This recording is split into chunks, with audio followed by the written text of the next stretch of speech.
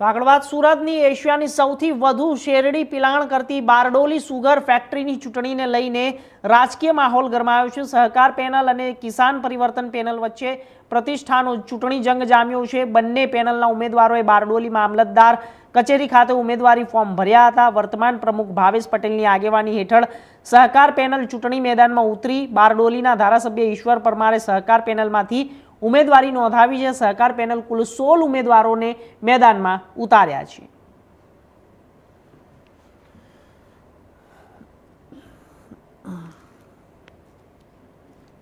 શ્રી ખેડૂત સહકારી ખાન ઉદ્યોગ મંડળી લિમિટેડ બાબેન બારડોલીની 2026ની આ સામાન્ય ચૂંટણીમાં અમારી સહકાર પેનલે આજે ફોર્મ ભર્યા છે 15 ઉમેદવાર સાથે, અને મોટી સંખ્યાની અંદર ટેકેદારો અને અમારા સભાસદ મિત્રો પણ ઉપસ્થિત રહ્યા હતા। અમારા બધા આગેવાનો પણ ઉપસ્થિત રહ્યા હતા અને સભાસદો પર અમને વિશ્વાસ છે કે અમારી પેનલને વિજય બનાવશે અને ફરી પાછા આ સહકાર પેનલના દરેક ડિરેક્ટરો શાસનની અંદર કામ કરશે ખેડૂત હિત માટે।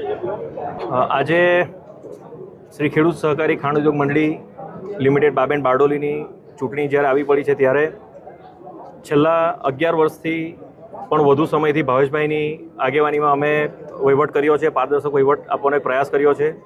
અને આજે પણ જે રમણ કાકા સાથે અમે જોડાયા હતા 2011માં, ત્યારથી લઈને જે વહીવટ કરવાનો અમને અવસર મળ્યો છે એ બદલ સભાસદોનો આભાર માનીએ છીએ।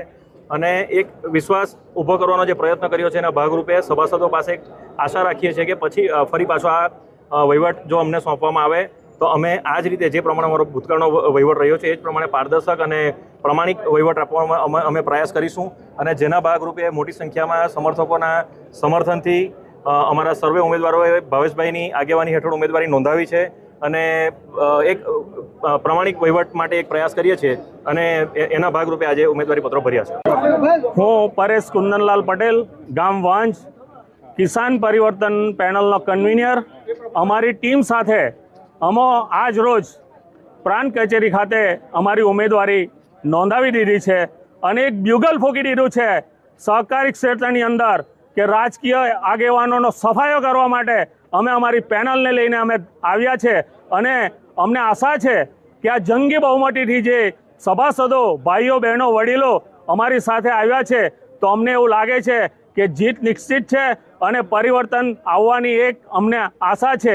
અને સર્વ સભાસદ ભાઈઓને અને નમ્ર વિનંતી છે કે અમને આ સહકારની અંદર જરૂરથી તમે સાથ આપશો એવી આશા સાથે હું સૌનો આભાર વ્યક્ત કરું।